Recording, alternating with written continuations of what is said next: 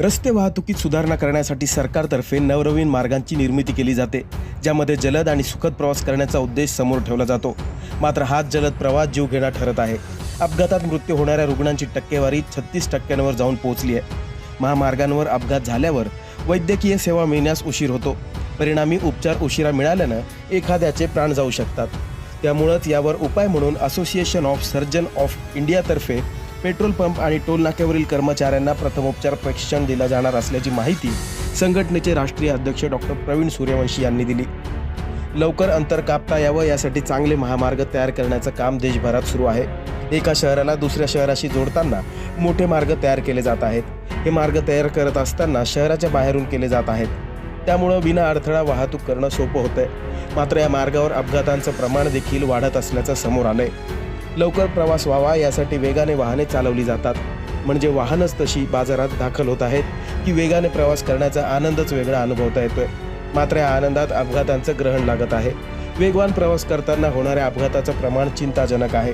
त्यात मृत्यू होणाऱ्या रुग्णांची टक्केवारी जवळपास 36% आहे. त्यामुळे उपचार लवकर मिळावे यासाठी प्रयत्न करणार असल्याचं association of surgeon of India राष्ट्रीय अध्यक्ष डॉक्टर प्रवीण सूर्यवंशी यांनी सांगितलं. उपचारासाठी तिथले जे पेट्रोल पंपवरील कर्मचारी असतील, टोल नाक्यावरचे कर्मचारी, यांना आपण कशा पद्धतीने प्रशिक्षण देणार आहोत? आम्ही अशी एक संकल्पना मांडली आहे की रोड ट्रॅफिक ॲक्सिडेंटमध्ये एस्पेशली जे आता नवीन हायवे तयार झालेत की जे शहराच्या बाहेरून जात आहेत, तिथे ॲक्सिडेंट झाला तर प्रायमरी हेल्थकेअर सर्व्हिस मिळण्यामध्ये वेळ लागत आहे. तो गॅप भरून काढण्यासाठी जे तिथं हायवेवर काम करणारे एम्प्लॉईज आहेत, ते टोल बूथ वर्कर असतील किंवा पेट्रोल पंपवर काम करणारे असतील किंवा रेस्टॉरंटमध्ये काम करणारे असतील किंवा हायवे मेंटेनन्स करणारे असतील, त्यांनाच हे बेसिक लाईफ सपोर्ट स्किलसाठी ट्रेन करायचं आणि जे ॲक्सिडेंट झाल्यानंतर विक्टिमला रेस्क्यू करण्यासाठी आणि इनिशियल सेफ ट्रान्सफर करण्यासाठी जे काही स्किल लागतं ते ट्रेनिंग द्यायचं, जेणेकरून हे इमिजिएट जे मॉर्टॅलिटी जे कारणं असतात ते व्यवस्थित ॲड्रेस होऊन ती मॉर्टॅलिटी आपल्याला अवॉइड करता येतील आणि सुरक्षितपणे पेशंट हेल्थकेअर सर्व्हिसला शिफ्ट करता येईल. ही त्याच्या पाठीमागची भूमिका आहे. त्या माध्यमातून आम्ही असोसिएशन ऑफ सर्जन्स ऑफ इंडियाच्या मार्फत या सर्व एम्प्लॉईजला ट्रेनिंग द्यायचा संकल्प केलेला आहे आणि त्या दृष्टीने आम्ही पहिला हा पायलट प्रोजेक्ट आपल्या समृद्धी एक्सप्रेसवर करण्याचा आम्ही प्लॅन केलेला आहे आणि त्या दृष्टीने जे CEO आहेत समृद्धी एक्सप्रेसचे, त्यांना आम्ही ऑलरेडी कम्युनिकेट केलेलं आहे. फडणवीस साहेबांना सुद्धा आम्ही लेटर लिहिलेलं आहे. आम्ही त्यांच्याशी पुढील बोलणी करून हे नक्कीच हे पूर्णत्वाला नेऊ अशी आम्ही आशा ठेवत आहोत. शहराच्या बाहेरून जाणाऱ्या महामार्गांवर अपघात घडल्यास मिळणाऱ्या मदतीला काही प्रमाणात उशीर होतो. त्यामुळे रुग्णांना वैद्यकीय सेवा मिळण्यास उशीर होण्याची शक्यता अधिक असते. परिणामी अपघातग्रस्तांचा मृत्यू होण्याची भीती वाढते.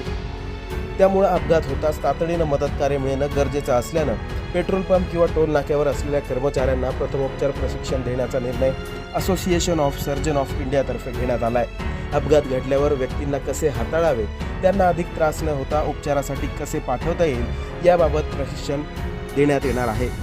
रस्ते अपघात वाढलेले आहेत, किती टक्क्यांनी वाढ झाली सापडा?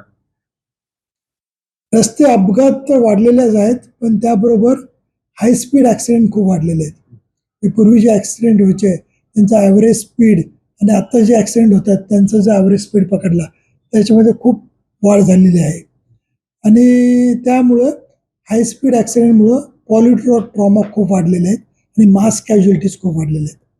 तर हे यामुळं जी डेथ रेट होतं आफ्टर रोड ट्रॅफिक ॲक्सिडेंट हे 2000 साली 20% होतं, ते आता 2020 साली वाढून 36% झालेलं आहे. तर ही खूप चिंतेची गोष्ट आहे. तर त्या दृष्टीने आपण सर्वांनी प्रयत्न केले पाहिजेत. वाहन चालकांनी सुद्धा प्रयत्न केले पाहिजे. जे रोड निर्देश आहेत, स्पीड लिमिट आहे ते पाळले पाहिजेत. गाड्यांच्या मेंटेनन्स केला पाहिजे. त्यानंतर रेग्युलर ब्रेक घेतला पाहिजे आणि बाकीचे आज मोबाईल्स किंवा जे बाकीचे मोठमोठे म्युझिक लावून गाड्या चालवतात ते सगळं डिस्ट्रॅक्शन कमी केलं पाहिजे. आणि एवढ्यावर ॲक्सिडेंट जर झालेच तर हेल्थकेअर सर्व्हिसेस कशा लवकरात लवकर तिथं पोचता येतील, रेस्क्यू टीमचं व्यवस्थित ट्रेनिंग करणं जेणेकरून रोड ट्रॅफिक ॲक्सिडेंट विक्टिम्सला सेफपणे आपण त्या ट्रॅफिक सीनमधनं बाहेर काढू शकू. याच्यासाठी सुद्धा वेगळं ट्रेनिंग असतं, एक वेगळं इन्फ्रास्ट्रक्चर असतं. तर हे सगळं डेव्हलप करणं आता गरजेचं झालं. सर्जन डॉक्टर म्हणाले की शस्त्रक्रिया करताना बहुतांश वेळा रक्ताची गरज पडते. रक्त वाया गेल्यानं वरून रक्त द्यावं लागतं. त्यामुळे रक्ताचं महत्त्व सर्जन डॉक्टर यांना कळावं याकरता देशात एकाच दिवशी सर्जन असलेले डॉक्टर रक्तदान करणार आहेत. रक्तदान केल्यानं रक्ताचं महत्त्व डॉक्टरांना अधिक प्रमाणात कळेल. शस्त्रक्रिया करताना कमीत कमी रक्त वाया जाईल आणि ज्यामुळं रक्तपेढीतून कमी प्रमाणात रक्त घेण्याची वेळ येईल. याकरिता रक्तदान असणार असल्याची माहिती डॉक्टर प्रवीण सूर्यवंशी यांनी दिली. तर पहिल्यांदाच 8 जून ते 15 जून सर्जन सप्ताह साजरा केला जातोय.